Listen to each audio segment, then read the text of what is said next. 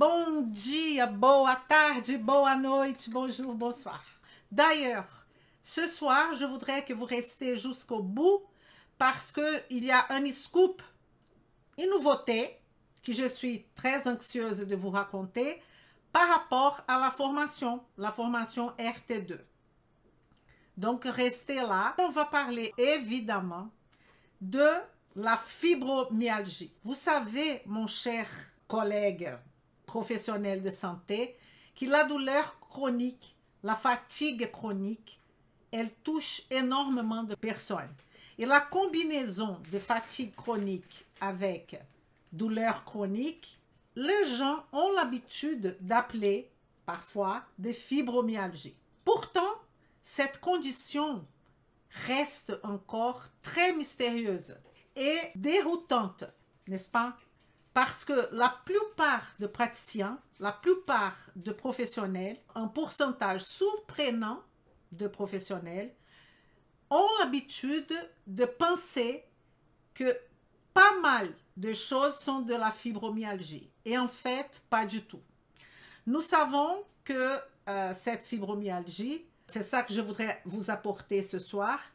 Qu'est-ce qu'il y a vraiment qu'on peut affirmer et qu'on peut se questionner par rapport à la fibromyalgie. Donc, viens comigo parce qu'on va essayer, comme je vous ai dit, de briser quelques mythes que la nutrition fonctionnelle et la médecine fonctionnelle sont capables de changer un peu votre vision de la fibromyalgie.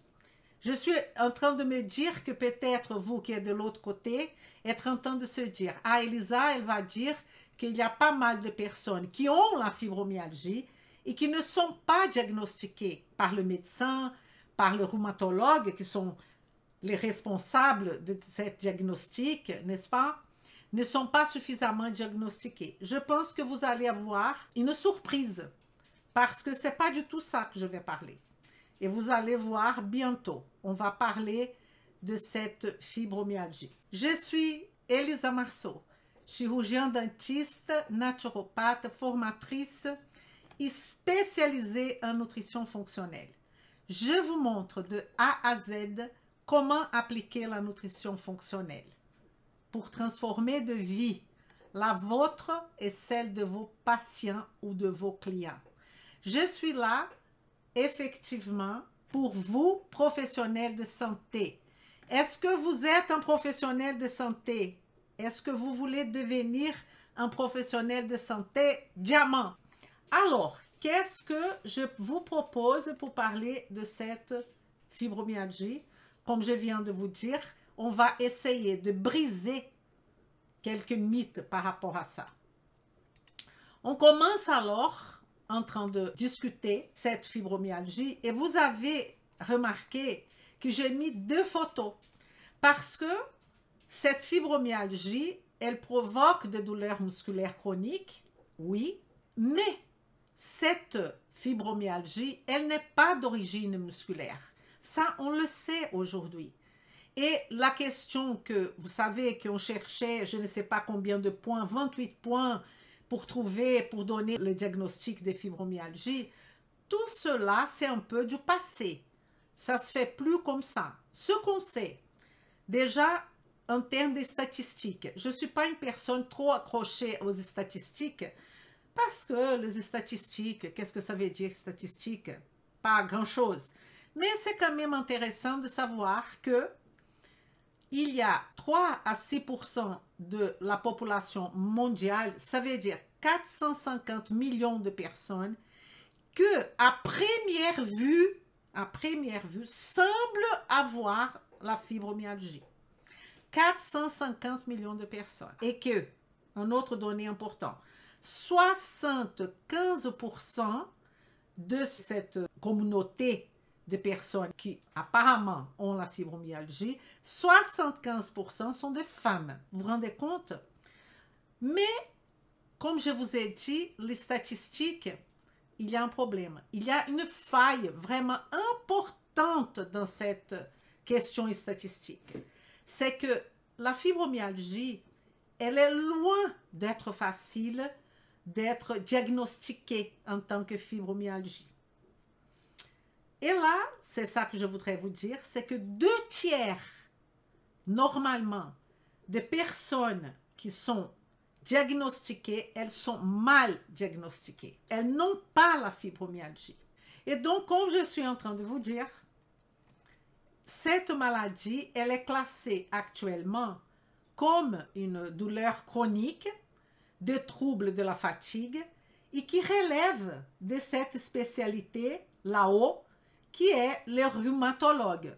Et moi et beaucoup de médecins fonctionnels et de personnes qui travaillent avec la nutrition fonctionnelle se questionnent pourquoi les rhumatologues sont eux les détenteurs de diagnostic normalement de fibromyalgie. Parce que la fibromyalgie, elle n'est pas une maladie inflammatoire, elle n'est pas une maladie musculaire et elle n'est pas une maladie auto-immune. Et je pense que ça, c'est un sujet hyper important de partager avec vous. Alors, vous êtes professionnel de santé.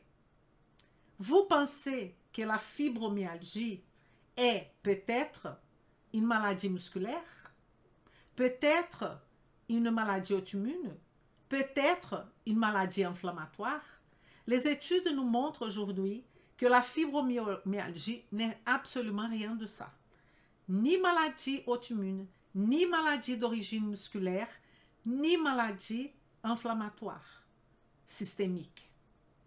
Alors, je vous invite à écouter ce que je vais vous dire. C'est quoi finalement cette fibromyalgie, n'est-ce pas? Et là, je vais vous montrer cette photo ici de ce cerveau.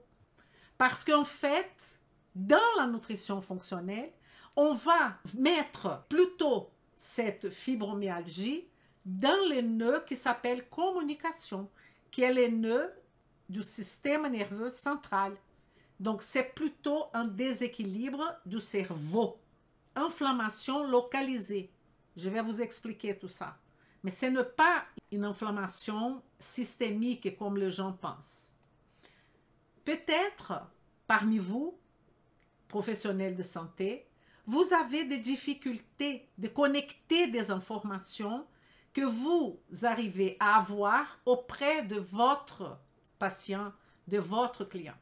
Comment je vais connecter tout ça, toutes ces informations lors de votre anamnèse, de votre bilan santé? Donc, on va faire le recueil des informations et après, si vous allez vous engager à donner une solution, je vous conseille de travailler avec la matrice de la nutrition fonctionnelle parce qu'elle va vous aider à éclaircir la condition de votre client ou de votre patient. Elle va éclaircir ce qui se passe avec votre client en train de mettre tout ce nœud ensemble. Et c'est pour ça qu'on est là, effectivement. Donc, si on parle des antécédents en termes de fibromyalgie, un trouble de hypervigilance qui est entraîné par une hypersensibilité du système nerveux. Alors, c'est un problème de désordre cérébral. Après, on pourrait faire un cours en train de parler de ce système nerveux central, les liens avec le système nerveux autonome, sympathique, parasympathique, le système nerveux entérique. Ça serait un cours complet. Mais je voudrais quand même déjà vous mettre la lumière dans ce sujet, que c'est très important parce que c'est un désordre cérébral et il y a un groupe de symptômes sans moyen clair de diagnostic, très difficile à diagnostiquer, normalement par élimination. D'ailleurs, polyarthrite rhumatoïde, c'est un peu pareil. On fait aussi par élimination, sauf que quand on parle de polyarthrite rhumatoïde, douleur aussi, etc., il y a tout un tableau, il y a la présence de maladies auto-immunes, il y a la présence inflammatoire. Ce n'est pas du tout le cas de la fibromyalgie. Écoutez ce que je vais vous dire. 65 à 70% des diagnostics sont inexacts. Ce n'est pas de la fibromyalgie. Et évidemment, qui suis-je pour vous donner, je ne suis pas une chercheuse, je ne suis pas un chercheur, mais je voudrais vous raconter quand même qu'est-ce qui se passe dans mon cabinet. J'ai pensé à une patiente qui s'appelle Françoise, parmi beaucoup de patientes, parce que comme je vous ai dit, cette question des diagnostics de fibromyalgie vient toujours pour les femmes. Actuellement, classée comme un groupe, je vais vous raconter l'histoire de Françoise. Actuellement classée comme un groupe de douleurs chroniques et de troubles de la fatigue, il y a, selon les études, une propension génétique, mais ce que je voudrais vous parler aujourd'hui, c'est tout le contraire de ce que vous entendez parler, qui est le surdiagnostic. C'est l'inexactitude de cette diagnostic. Parce que avant on pensait ça, que ah non, elle a la fibromyalgie et le médecin ne reconnaît pas la fibromyalgie. Au fur et à mesure de mon travail avec toutes ces années, ce que je constate, c'est que beaucoup parmi eux qui disent avoir la fibromyalgie, ils n'ont pas du tout, comme c'est le cas de ma patiente Françoise. Il y avait toujours cette histoire de 18 points de douleur, qui après a passé à 23.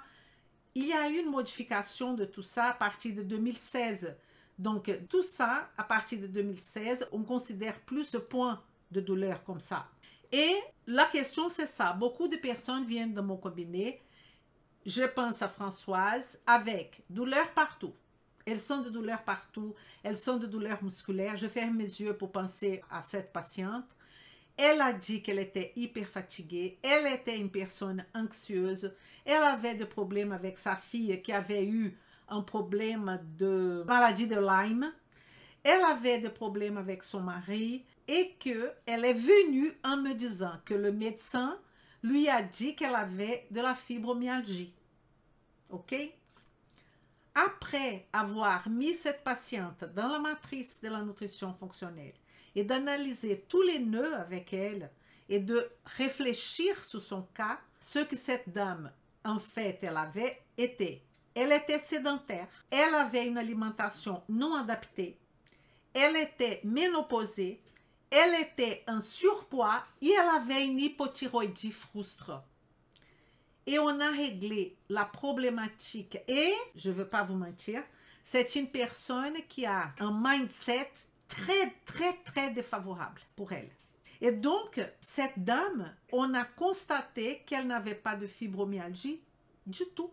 Et vous allez voir que on va revenir à cette fibromyalgie qui va représenter on va dire 10 personnes qui viennent dans le cabinet en train de se afficher comme j'ai la fibromyalgie. De ces 10 personnes, il y en a 1 ou 2 qui ont vraiment la fibromyalgie. Vous voyez? Et là, quand on constate la fibromyalgie, c'est vrai que c'est complexe. On ne va pas se mentir. Regardons maintenant, il n'y a pas de moyen propre de les diagnostiquer. Le 18 points, depuis 2016, est tombé par terre. Ce n'est pas moi qui ai tombé, hein, ce sont les études scientifiques. Ces différentes zones gâchettes qui sont les points de douleur, ça ne marche pas. Ça ne marche pas. D'accord? C'est ça que j'étais en train de vous dire. Donc, les antécédents. Nous avons facteurs génétiques, traumatisme, stress. Ces personnes-là ont des histoires d'abus sexuels au début de leur vie. Au début. Donc, c'est important de prendre cette patiente quand on a vraiment une suspicion de fibromyalgie depuis le début de sa vie. D'accord? Son éducation, ses parents, comment c'était tout ça? Parce que ce sont des gens qui ont le système nerveux en surcharge et ces personnes-là, elles vont avoir des problèmes qui vont être psychiques et sont des personnes qui ont ce comportement extrêmement catastrophique. Alors, toutes les personnes qui ont des comportements catastrophiques et qui ont des douleurs musculaires ont la fibromyalgie, c'est tout à fait le contraire. Non, la majorité, non. Mais ce que je suis en train de vous dire, c'est que parmi une personne sur 10 ou 2 personnes sur 10 qui ont vraiment la fibromyalgie, elles ont ce comportement catastrophiques. Elles ont un mindset très compliqué. Elles ont des histoires de passé fort. D'accord? Tout ça va rentrer en compte quand on va faire une analyse. Parlons maintenant, ici, dans les nœuds, dans la matrice, vous allez voir qu'on a l'assimilation. L'assimilation, système entérique affecté par un système nerveux trop sensible, pouvant se manifester par un syndrome du côlon irritable. Regardez comment c'est intéressant. Donc, une caractéristique de ce genre, c'est le syndrome du côlon irritable qui peut être SCID, ça veut dire beaucoup de diarrhée, SCIC, beaucoup de constipation, ou SCIDC, diarrhée et constipation. Fruit d'un déséquilibre du système nerveux qui va avoir un impact sur le système nerveux entérique, le système nerveux autonome. Effectivement, une liaison qui est qui? Le nerf vague, qui fait cette liaison système nerveux central, n'est-ce pas? Il y a aussi le composant psychique qui va troubler notre axe HPA, hypothalamus pituitaire surrénal. Donc, tout est chamboulé dans cette personne. Mais c'est difficile de diagnostiquer exactement parce qu'elle a des problèmes d'assimilation. Cette patiente, par exemple, elle avait ce problème d'assimilation. Mais elle n'avait pas la fibromyalgie. Pourquoi Elisa? Parce qu'à partir du moment qu'on a réglé le problème de l'hypothyroïdie frustre, réglé son alimentation, elle n'a jamais eu cédulaire diffuse, plus jamais. Donc, conclusion, elle n'avait pas la fibromyalgie. Vous voyez, ça, vous avez besoin de pratiquer. Ça, c'est la clinique qui va vous montrer ça. Alors, qu'est-ce qu'on va lier à cette histoire aussi? On va lier la question inflammatoire. Je vous ai dit, et là, je pense que c'est une nouveauté aussi. Est-ce que vous avez déjà entendu parler de la troisième douleur? Parce que la fibromyalgie, elle n'est pas vraiment inflammatoire dans le sens systémique. Vous savez qu'un processus systémique inflammatoire aura parfois altération de la CRP, n'est-ce pas? Altération de TH17, de TH2, de TH1, diminution de TH régulateur, je parle là de lymphocytes, n'est-ce pas? Il n'y a rien. Vous faites un examen avec cette personne, un bilan sanguin, il n'y a pas ça. Et c'est pour ça qu'on vous dit que ce n'est pas une maladie inflammatoire typique. Parce que la douleur, elle fait partie des signes inflammatoires. Nous sommes complètement d'accord. Mais cette douleur-là va rentrer dans ce qu'on appelle la troisième douleur. Les chercheurs appellent la troisième douleur. Ce n'est pas un problème musculaire, c'est un problème plutôt de cellules gliales. Cellules gliales du cerveau qui sont enflammées. Donc, vous n'avez pas de taux de CRP élevé. Vous n'avez pas de présence de cytokines classiques inflammatoires, de troubles inflammatoires. Problème des neurotransmetteurs, ce n'est pas con de dire ça. Parce qu'une façon de nous aider dans cette démarche, c'est mesurer les neurotransmetteurs. Mais ce n'est pas non plus un problème des neurotransmetteurs, mais les neurotransmetteurs, et spécialement catécholamines, seront augmentés, évidemment, parce que cette dame, cette personne, elle a un déséquilibre au niveau du cerveau. Donc, elle peut avoir un chamboulement au niveau des catécholamines et même au niveau des sérotoninergiques, tout ce qui est sérotonine. On peut mesurer ça au travers de métabolites qu'on va discuter tout à l'heure. Mais ce n'est pas un problème des neurotransmetteurs. Non, c'est effectivement un problème de microglia, une inflammation profonde du cerveau qui est surrégulée. Voici notre problématique. J'ai mis intégrité structurelle, douleur chronique, qu'on va appeler la troisième douleur, qui n'est pas du tout un problème musculaire. La personne, elle n'a pas un problème au niveau de la structure musculaire. Du tout. Elle a une communication extrême, surrégulée, exagérée du cerveau. Des diagnostics de fibromyalgie à tort et à travers. Et la personne n'a pas du tout fibromyalgie. On entend ça tout le temps. Les gens arrivent en disant « j'ai la fibromyalgie ». Quand on met la personne dans la matrice de la nutrition fonctionnelle, on se rend compte que pas du tout. Pas du tout. Je ne sais pas pourquoi. Je suis très contente de vous annoncer quelque chose ce soir. Et j'espère que vous allez m'écouter. Hein. Alors, intégrité structurelle. Allons maintenant, j'ai même mis la photo du cerveau pour que ça soit marqué dans votre cerveau. Que la fibromyalgie est un déséquilibre au niveau du cerveau profonde, au niveau des microglies du cerveau, ok? Donc, système nerveux, un surménage, plus. Envisagez des tests, voilà que je vous avais parlé, les tests de neurotransmetteurs. Tests de neurotransmetteurs, pourquoi? Regardez les voies sérotoninergiques et la voie des catécholamines. La voie dopaminergique, dopamine, avec l'acide homavanillique, avec la voie noradrénaline, adrénaline, qu'on va avoir acide vanille-mandélique, qu'on va avoir 3-méthox-4-hydroxyphénylglycol. Ça, on va regarder par rapport à neurotransmetteurs. On peut demander de faire cet examen. Bien sûr, c'est un examen hyper simple. OK? Ah, mais je ne suis pas médecin. Vous pouvez demander cet examen dès que soit pour faire un diagnostic nutritionnel. Au contraire, vous n'êtes pas du tout en train de faire un diagnostic de fibromyalgie. Aujourd'hui, dans le monde qu'on vit, ça appartient généralement aux médecins généralistes, mais surtout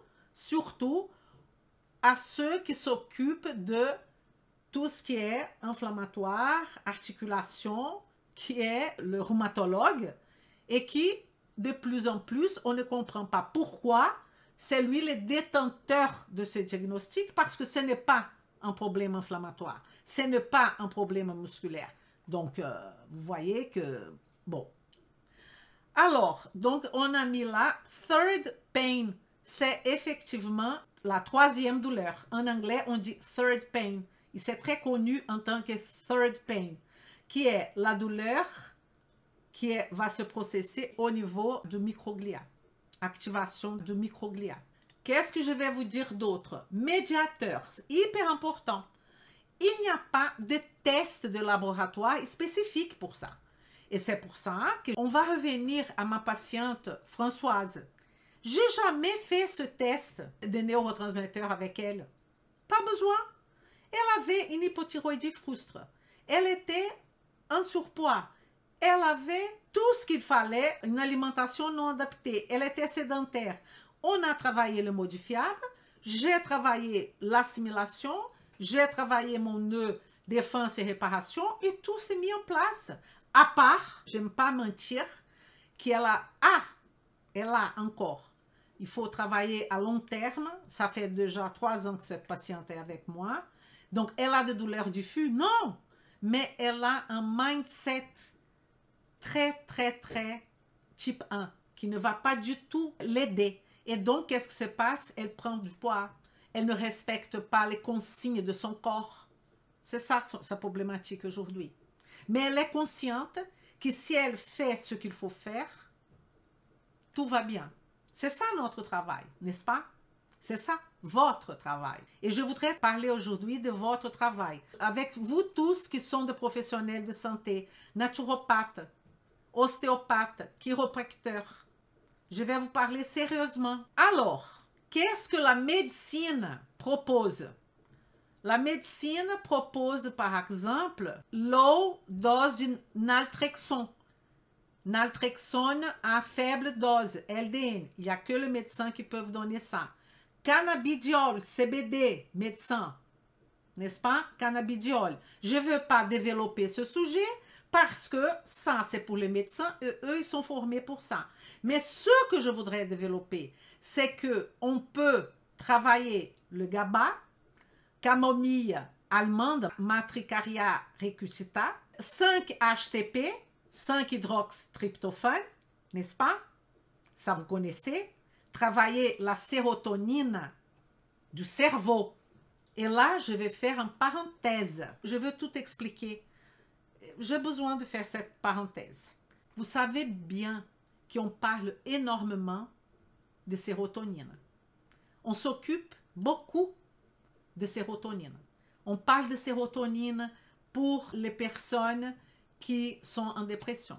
On parle de sérotonine pour personnes qui sont anxieuses. Mais je voudrais éclaircir quelque chose. Nous avons la sérotonine centrale, qui est la sérotonine du cerveau. Et nous avons la sérotonine intestinale, qui est produite par cellules entérochromaffines de notre intestin et aussi par certaines bactéries qui vont produire ça à partir d'un seul acide aminé, qui est un acide aminé essentiel, qui est le tryptophane. Donc, ne mélangez pas les choses. Sérotonine intestinale, elle va agir dans toutes les zones qui sont, écoutez-moi, dans toutes les zones qui ont des récepteurs pour la sérotonine intestinale. Au niveau du pancréas, au niveau des adipocytes, au niveau de l'intestin, la sérotonine va agir. Mais cette sérotonine que vous parlez à chaque fois, elle ne passe pas la barrière hémato-encéphalique. Non. Ce qui va passer la barrière hémato-encéphalique, c'est le tryptophane. Sauf que ce tryptophane, il va avoir un récepteur au niveau intestinal qui est le même récepteur d'autres acides aminés aromatiques neutres. Et donc, ça crée déjà une compétition. Et ce acide aminé, il sera utilisé par l'intestin. Et ce qui va aller là-haut, c'est le reste qui va promouvoir la production de sérotonine centrale, qui est la même sérotonine qui va agir en tant que neurotransmetteur au niveau du cerveau et qui va agir aussi pour la mélatonine, qui est produite au niveau de la glande pinéale.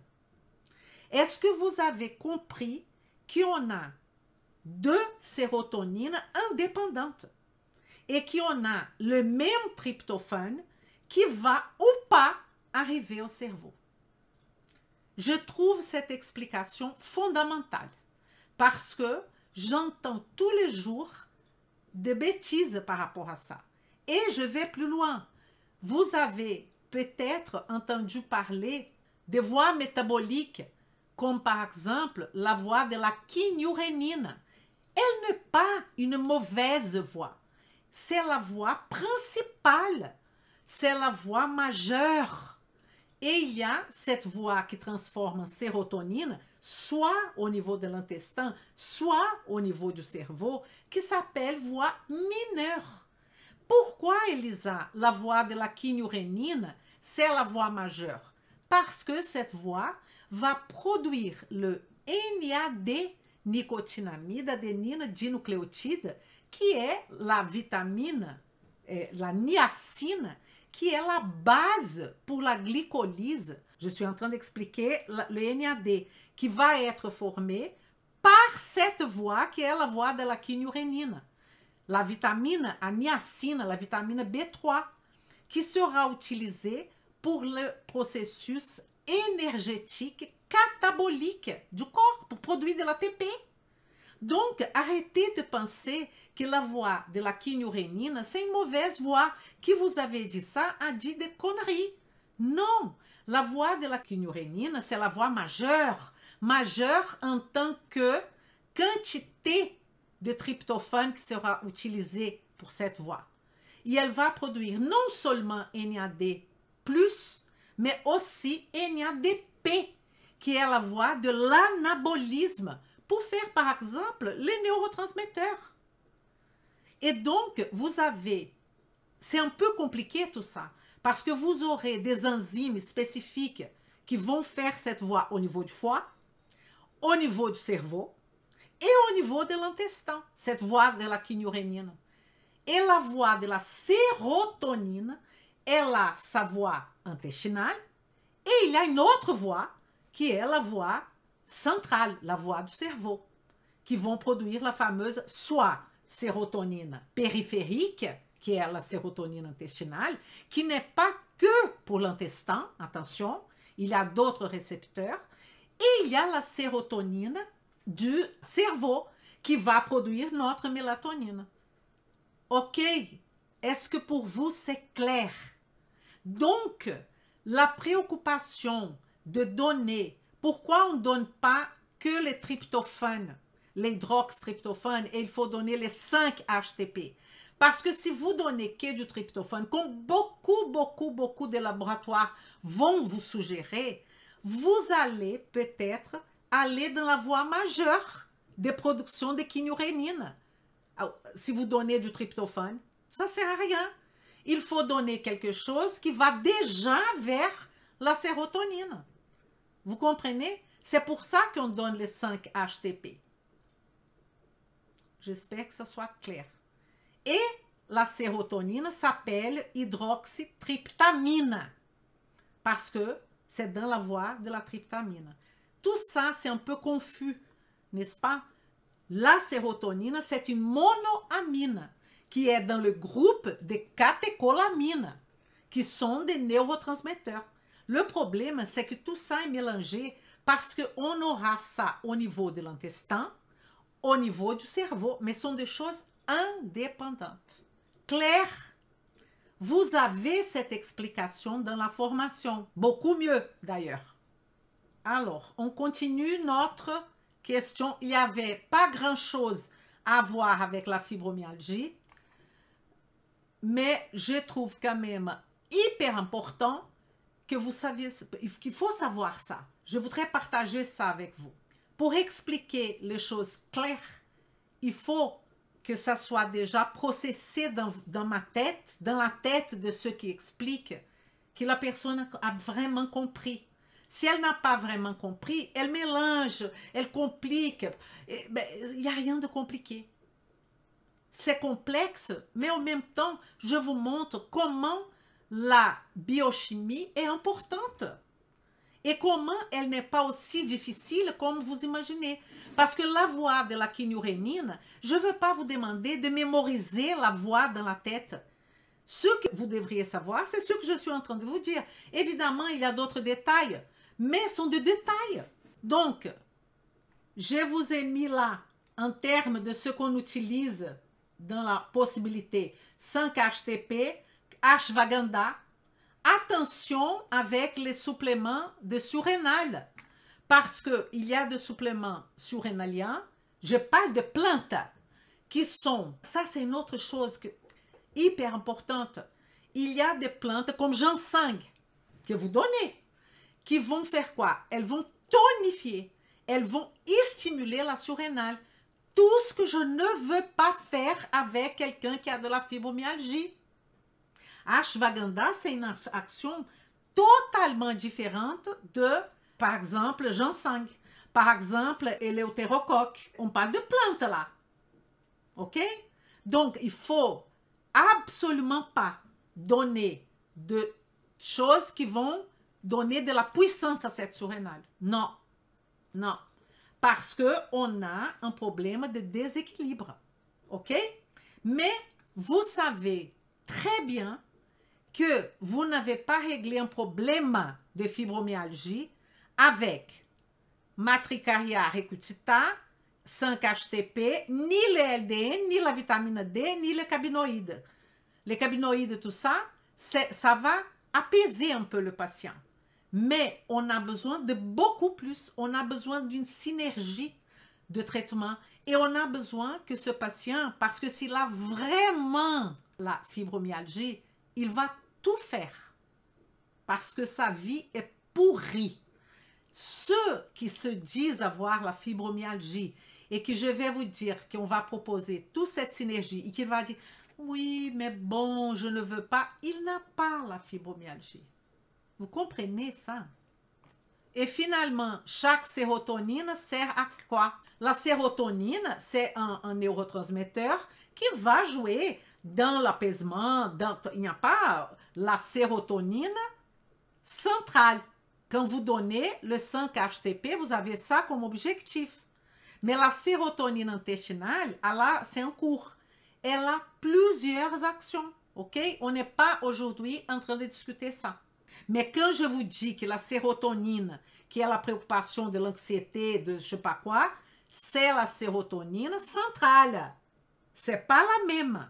Donc, les gens ils disent des bêtises. Ils disent, les bactéries vont promouvoir une production de sérotonine pour les cerveaux. Faux! Faux! Les bactéries intestinales, elles ont une capacité de produire de la sérotonine qu'on ne sait pas trop à quoi ça sert pour l'instant.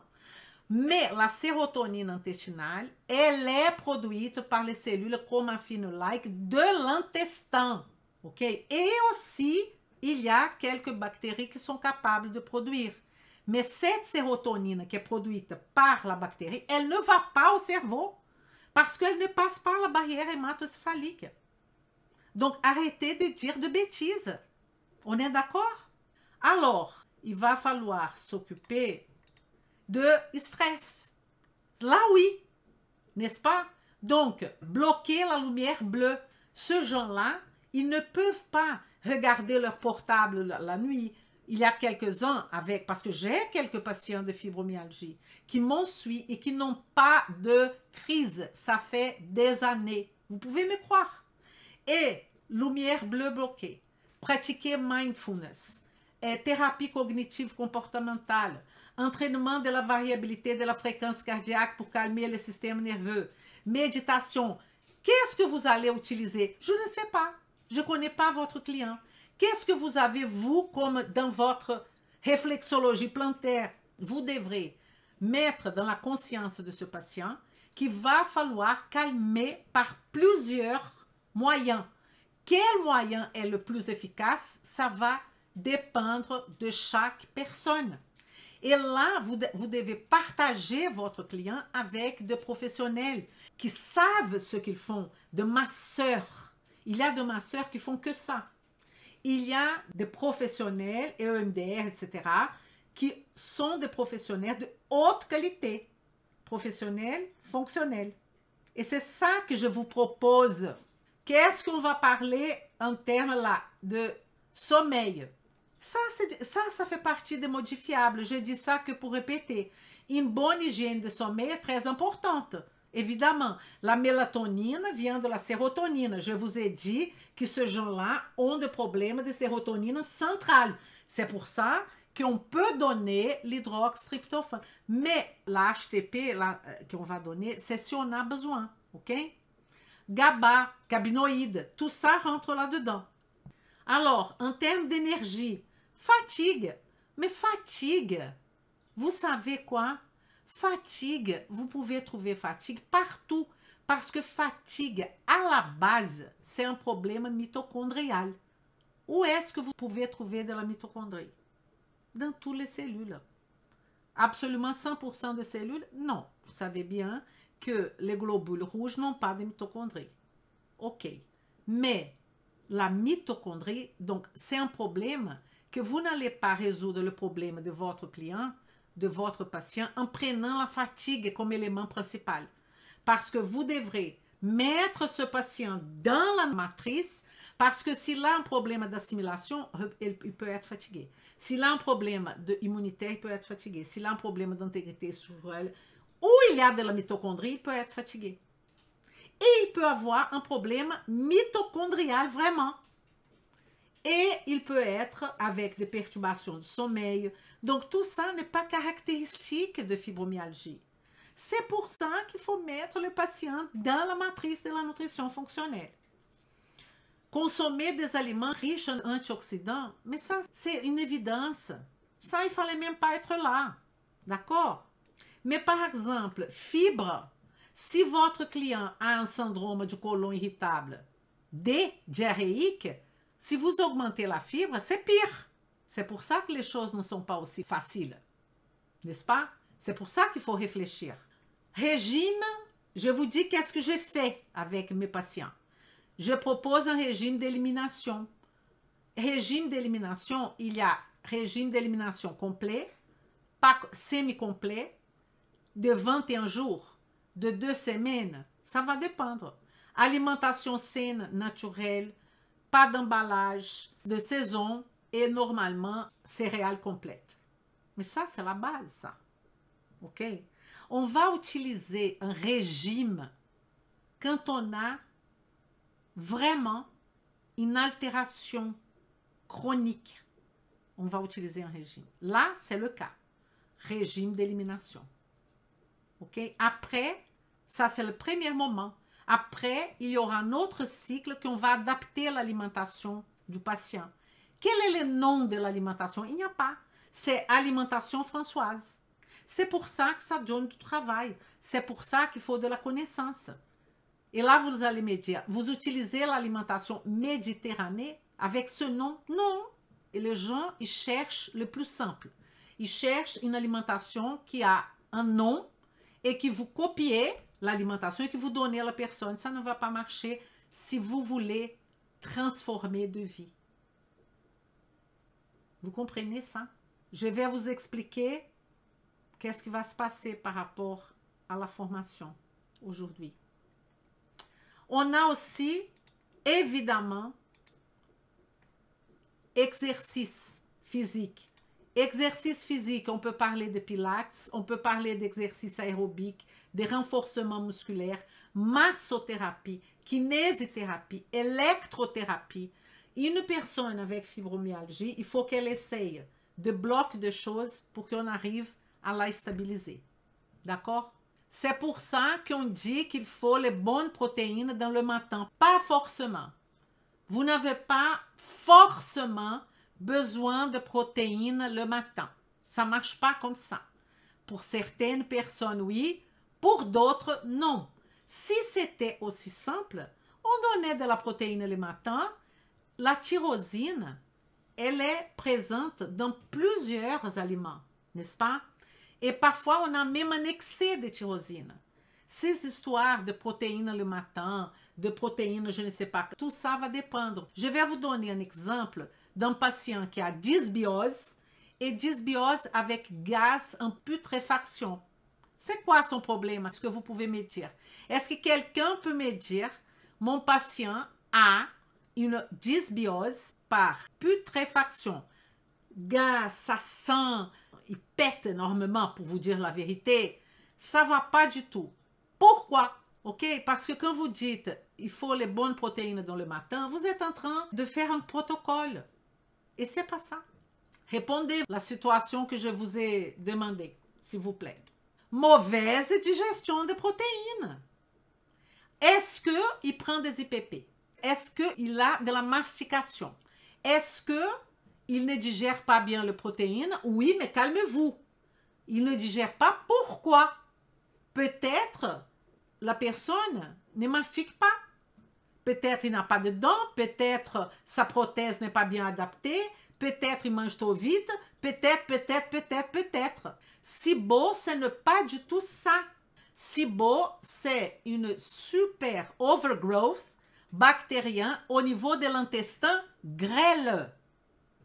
Et là, je suis en train de vous dire qu'on a une superpopulation au niveau du côlon. Attention, SIBO, c'est énormément plus complexe que ça. C'est pas que gaz de putréfaction que vous allez dire SIBO. SIBO, vous allez mettre la personne dans la matrice et ça va au-delà. C'est méthane, c'est gaz hydrogène, c'est examen, c'est une autre histoire. C'est pas du tout ça. Mauvaise digestion de protéines, c'est clair. Excès de protéines. Et là, je voudrais vous parler maintenant de ça. Pourquoi vous tous, vous qui êtes médecin et qui êtes en train de m'écouter, vous naturopathes, vous ostéopathes, vous thérapeutes, coach en nutrition, pourquoi vous êtes là? Pourquoi vous m'écoutez là tout le soir? Je vous pose cette question.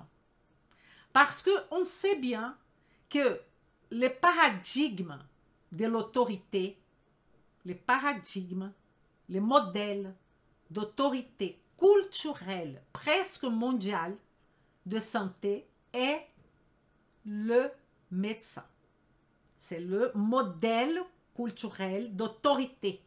C'est lui, l'autorité en termes de santé.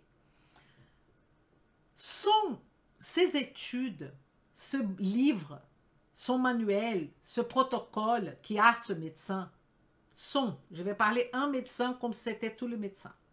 Son manuel, son protocole va parler de quoi? Si vous êtes d'accord avec moi. Il va parler de soins aigus. Si nous parlons alors de autorité en termes de paradigme, modèle d'autorité culturel, presque mondial, sinon mondial, c'est le médecin. C'est vous, médecin, l'autorité maximale qui existe, et spécialement en termes de maladie, mais de santé aussi. Votre manuel médecin, le manuel du médecin, le protocole médical, les bouquins, les études, parlent de quoi? Des soins aigus, des soins traumatiques, des soins infectieux, des systèmes d'urgence. Et je voudrais tout simplement vous féliciter parce que ce sont des soins qui de plus en plus sont incroyablement efficaces, vraiment avancés. Comment on a avancé ce côté-là? Si j'ai un accident, moi, si j'ai une douleur aiguë, ne m'amenez pas, moi, Elisa, chez Elisa, chez un naturopathe, chez un ostéopathe, chez un pâte quelconque. Amenez-moi un médecin si j'ai quelque chose d'aigu. La question, c'est que vous, professionnels de santé, vous, chiropracteurs, ostéopathes, dentistes, je sais, vous peut-être n'êtes pas du tout intéressé par ce que je vous dis. Ce n'est pas grave. Mais je voudrais que vous preniez 2 secondes de votre temps et que vous m'écoutez. Vous, naturopathe, vous, diététicienne, vous qui n'êtes pas médecin, et vous, médecin, qui est un peu pas à l'aise avec cette perspective curative que Dieu est aigu. Vous êtes en train d'écrire un nouveau livre. Il y a le livre de médecin qui est le livre du soin, les livres du soin aigu, les livres de chirurgie, les livres d'infection, les livres des aigus.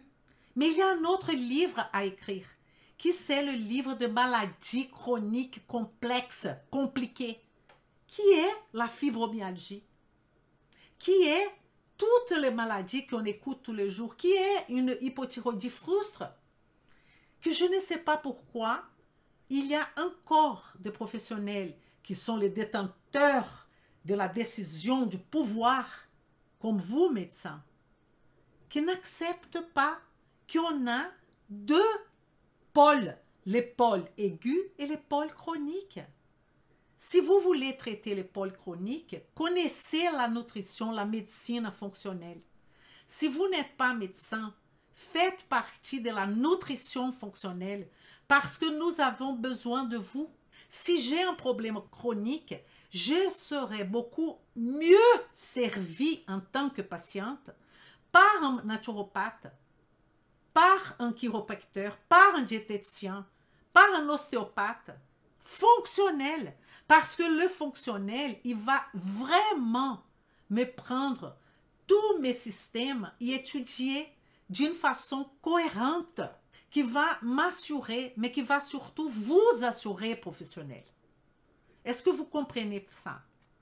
Et donc, aujourd'hui, si on parle de fibromyalgie, qui était notre sujet, il n'y a pas de pharmacie pour la fibromyalgie. En ce moment, il n'y a pas. Nous, et je vais dire nous, en médecine fonctionnelle, nutrition fonctionnelle, nous sommes en train d'écrire un 2e livre, qui est le livre sur les maladies chroniques. Il faut quand même faire partie de cette histoire, quoi. Et là, je vais vous montrer quelque chose, tout de suite, là. Pourquoi vous êtes là? Vous êtes là pour apprendre ça. Parce que aujourd'hui, il n'y a pas de bonne réponse à cette condition.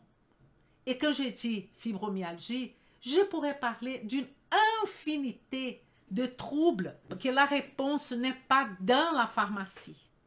La réponse, en ce moment, est dans le mode de vie du patient, est dans l'alimentation du patient, est dans la nutrition, dans l'hydratation. C'est là la réponse. Mais c'est complexe. Je vous ai montré la question de la sérotonine. Vous ne pouvez pas continuer à demander aux gens de dépenser l'argent en nutrition parallèle. Achète ça, achète ça, achète ça. Il achète, il achète, il achète. Mais il n'y a pas de solution. Il continue à avoir les mêmes problématiques. Parce que peut-être il n'a pas changé son mindset, il n'a pas changé son mode de vie. Et donc, vous pouvez lui prescrire tout ce que vous voulez en termes de laboratoire de nutrition, que ça ne va pas marcher. Les laboratoires vont vous dire le contraire. Ils sont là, je comprends, pour vendre. Moi, je fais partie de 0 laboratoire. Est-ce que vous comprenez ça? Et donc, vous avez besoin, à mon humble avis, vous professionnels. Et là, avec beaucoup de... Je vais être humble, mais j'ai mis là la formation Roue de la transformation RT2 aujourd'hui parce qu'il y a une raison. Donc, je vais vous montrer ça. Et pourquoi je vais vous montrer ça aujourd'hui? Parce qu'aujourd'hui, je suis vraiment interpellée par 2 situations.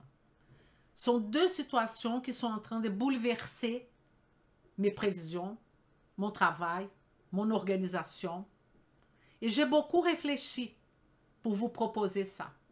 Donc, il y a ce bouleversement dans ma tête. J'ai beaucoup discuté avec mon équipe. On est aujourd'hui 5 personnes.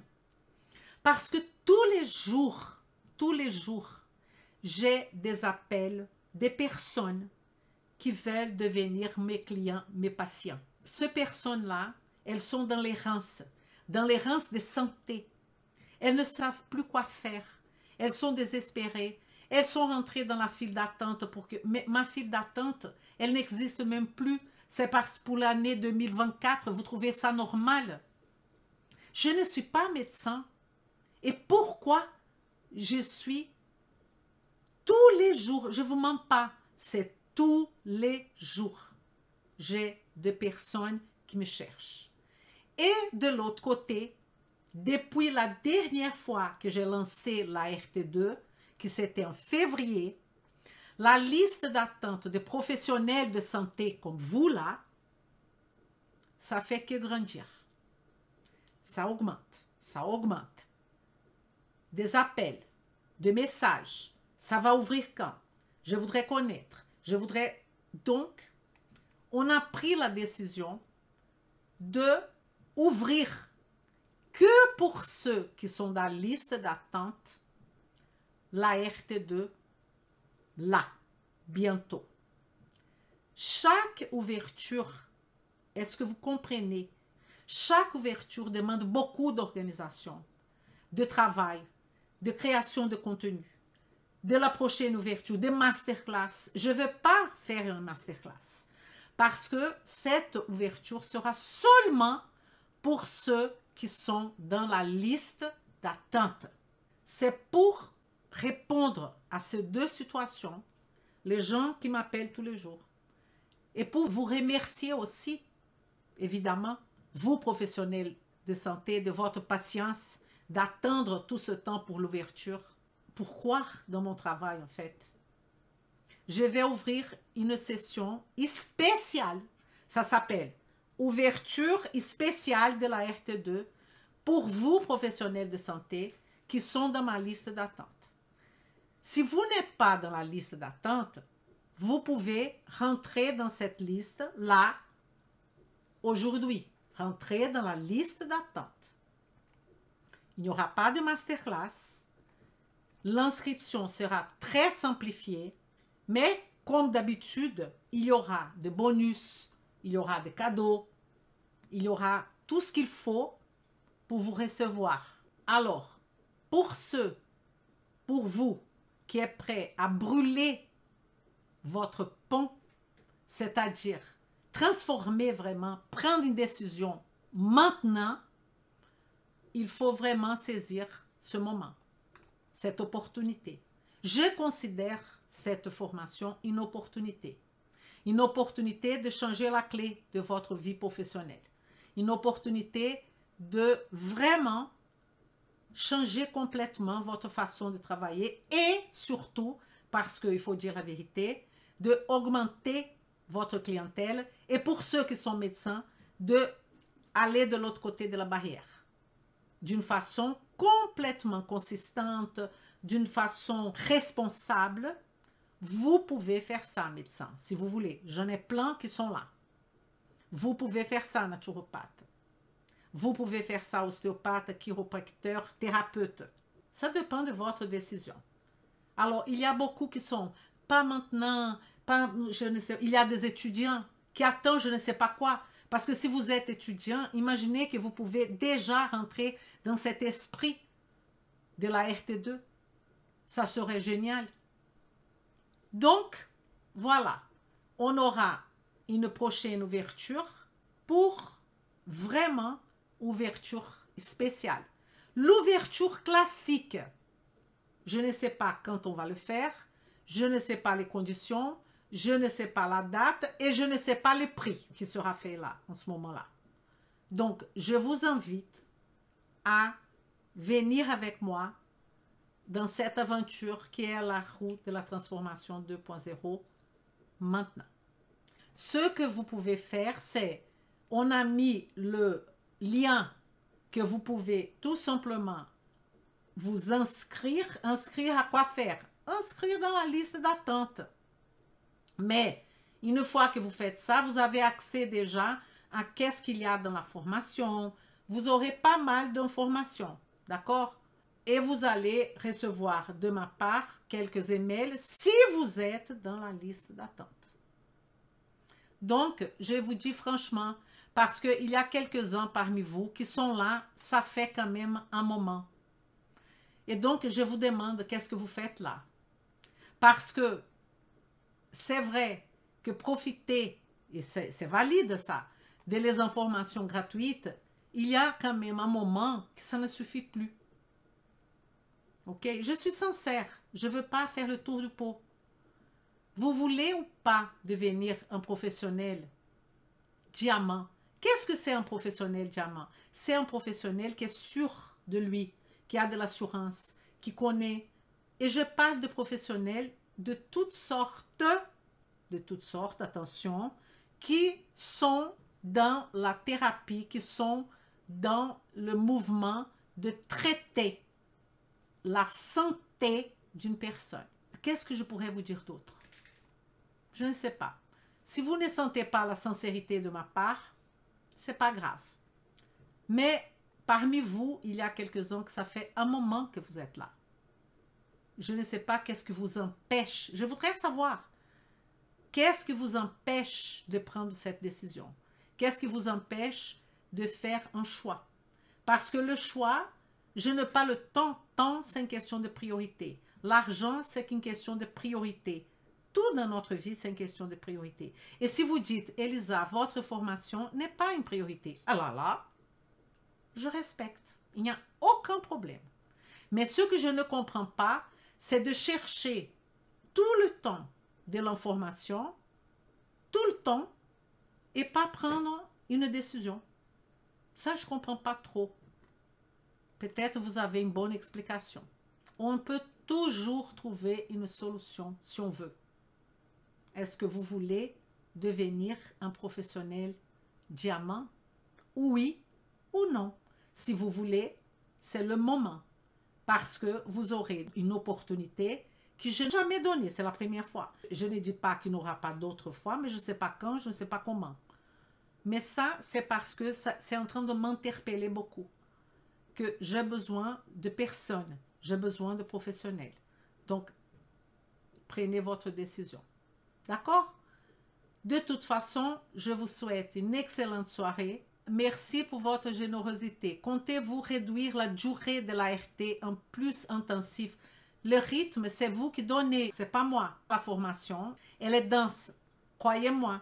C'est pas moi qui va mettre le rythme, c'est vous. Le problème, c'est que vous allez voir qu'il y a pas mal de problèmes. Plus court, pourquoi pas? Allez-y. C'est vous qui allez mettre le rythme. Mais vous allez voir. Faites-moi confiance. Qu'est-ce que vous attendez? Mettez-vous dans la liste. Mettez-vous dans la liste de personnes intéressées.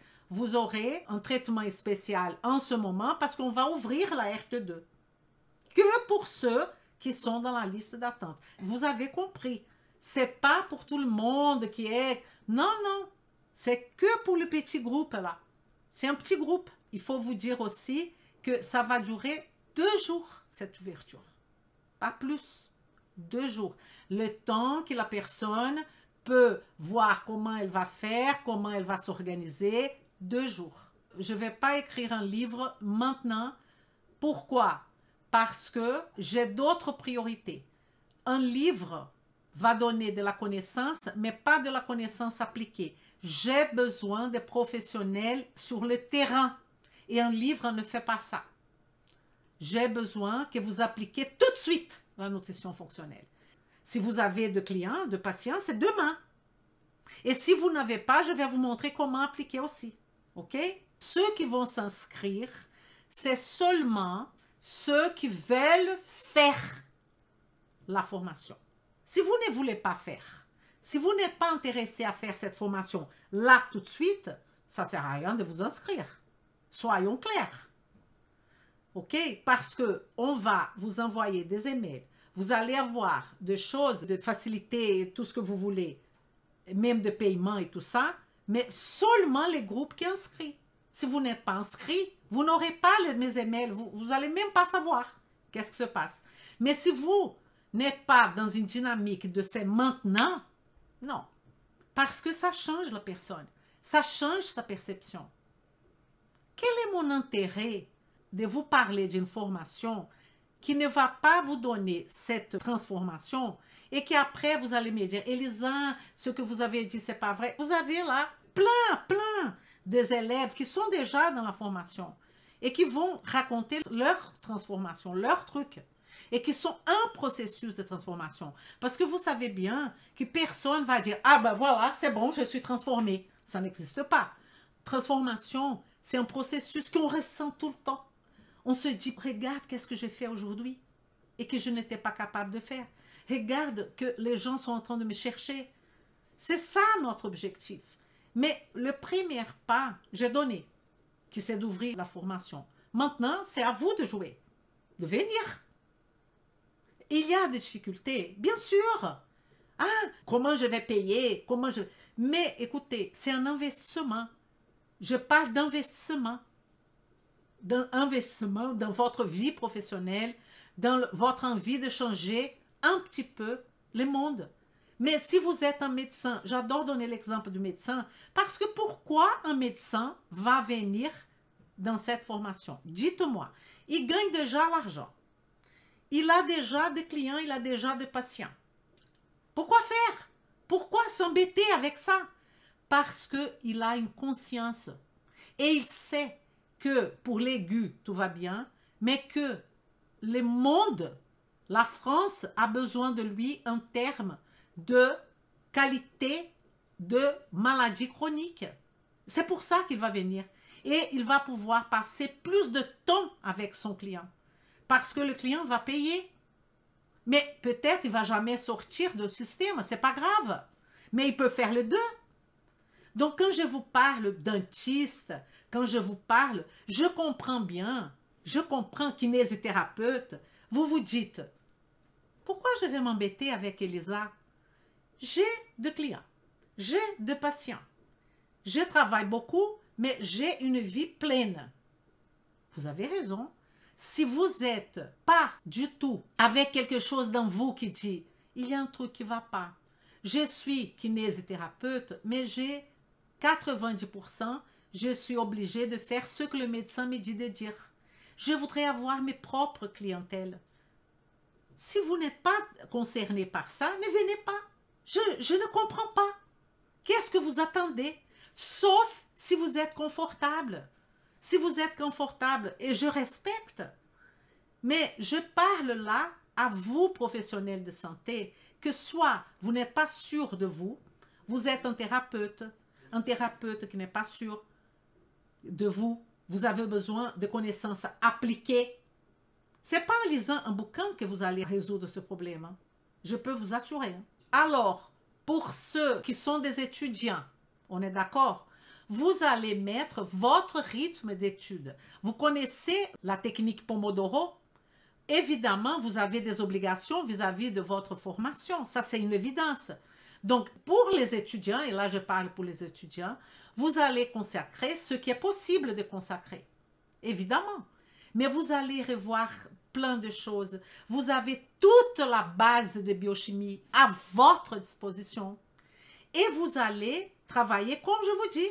Vous allez faire ça et après vous allez faire ça. Sauf que quand vous aurez votre diplôme, vous êtes presque prête à commencer tout de suite la nutrition fonctionnelle avec votre formation. Vous allez vous éclater avec la formation de la RT2. Alors, qu'est-ce que je peux vous dire de plus? Je ne peux pas déterminer combien d'heures parce que je ne connais pas votre rythme d'assimilation. Et il y a même des techniques d'apprentissage pour aller plus vite. Et que vous allez appliquer cette technique non seulement dans la RT2, mais dans votre formation, vous allez voir. Vous allez voir. J'ai des élèves étudiants qui sont en train de se former avec la RT2. Il faut faire les pas. N'ayez pas peur. Peur de quoi? Vous avez peur de quoi? Dites-moi. Je suis très franche là. Je ne peux pas être plus claire. Donc, une fois qu'on a dit tout ça, je vais vous laisser. Vous avez accès pour 2 ans. 2 ans. Tout ce qui est tarif, il faut s'inscrire.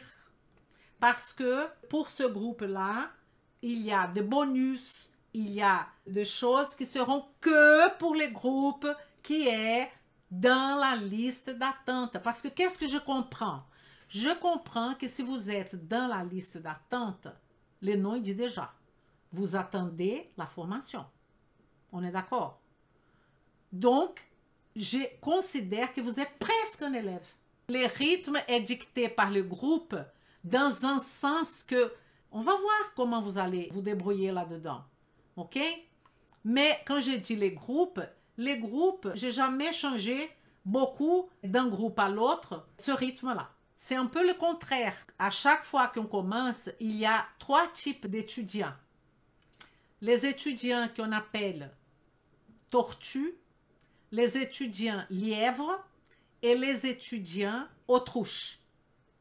Je ne sais pas qui vous êtes. Je vais décrire ces 3 types d'étudiants. L'étudiant tortue, il va très lentement, il réfléchit, il regarde une vidéo 4-5 000 fois parce que chaque vidéo vient avec des questions. Vous êtes capable de répondre 70% de ces questions, vous passez à la vidéo suivante. Il y a tout où il faut aller pour étudier la base, si vous avez besoin. Tout est là, tout est là. Mais l'étudiant tortue, il est toujours en train de se poser des questions. Peut-être je ne sais pas trop, peut-être je ne connais pas trop. Il est très lent. Il y a les lièvres. Les lièvres, il fait tout rapidement. Mais il fait trop rapidement, donc il se fatigue au milieu de la formation. Il se démotive très facilement parce qu'il se met une pression telle qu'il n'arrive pas. Donc, il faut un équilibre entre la tortue et le lièvre. Et il y a un autre étudiant, qui là, c'est encore plus compliqué, qui c'est l'étudiant autruche. Tout ce que je dis, il met en question. Je connais déjà ça. J'ai déjà vu ça. Il y a un professeur qui m'a dit le contraire. Il n'a pas l'esprit ouvert pour dire, arrêtez de contredire qu'est-ce que les autres disent. Si je vous montre l'article scientifique, si je vous montre les raisonnements, n'acceptez pas ça comme vérité parce qu'Elisa a dit. Mais il y a des articles scientifiques. Donc, il faut prendre ça en considération. Je vous ai montré aujourd'hui la question de la sérotonine. Combien de personnes vont lui expliquer qu'il faut donner de la sérotonine, que la bactérie va je ne sais pas quoi avec la sérotonine? Il y a de tout et de n'importe quoi. Vous allez apprendre aussi à choisir un bon laboratoire. choisir. Je ne vais pas vous donner le laboratoire. OK? Mais vous allez apprendre à raisonner, à avoir un raisonnement scientifique. Et les groupes autruches, ils sont comme ça. Ils mettent leur tête dans le sable, ils écoutent personne. Pourquoi ils ont payé cette formation alors? Vous comprenez? Je vais vous aider à donner un peu de rythme. Mais vous êtes des adultes. Si vous dites à moi, Élise, je suis tortue, c'est le moment déjà de prendre une décision et de devenir un peu lièvre. Je ne mens pas. La formation, elle est dense, mais elle vous accompagne de A à Z comment appliquer la nutrition fonctionnelle. Ça, c'est, je vous promets ça, je m'engage. Alors, la question de l'engagement, vous avez vos objectifs, vous vous engagez à combien de pourcents? Parce que dans votre objectif, on va dire que 50% c'est de ma responsabilité et 50% c'est la vôtre. J'engage avec vous, dans mes 50%, je m'engage 150% de mes 50%. Vous, vous allez engager combien avec moi? Ça, c'est une question à se poser aussi. N'est-ce pas? Tout le monde est un peu hybride. Mais il y a une prédominance. Il y a une prédominance. J'ai, par exemple, une prédominance d'être un peu lièvre. Et donc, je dis, Lisa, calme-toi. Et quand même aussi un peu, je ne vous mens pas, autruche. Et la vie m'a montré qu'être autruche, je fais que perdre. C'est pour ça que je vous dis, je n'ai pas la vérité. Ça n'existe pas la vérité en science. Et je vous dis quelque chose, je viens de mettre en ligne dans la formation un module de la vitamine D où je mets le dernier module qui parle de quelles sont les actions de la vitamine D non classiques. Vous allez voir que tout a changé. Je suis en train de tout basculer. Pourquoi? Parce que vous pensez probablement que la vitamine D est une hormone, ok, mais qu'elle a des actions sur le système cardiovasculaire, sur les personnes qui ont déjà eu un infarctus, jusqu'à pas longtemps, c'est ça qu'on croyait. Ben, je vais vous montrer les derniers résultats. Et donc, n'attendez pas de cette formation une vérité absolue. Je peux commencer le module avec des cours 54, 55, 56, qui vont dire A, et les cours 57 vient et dit B. C'est pour ça que quand vous dites, ah, mais le rythme, c'est aussi que je vous mets à jour de tout ce qui se passe. Vous vous rendez compte de ce travail? Ce n'est pas une formation figée. OK? Bon, je pense que c'est bon. Je vous souhaite une excellente soirée. J'ai parlé avec mon cœur.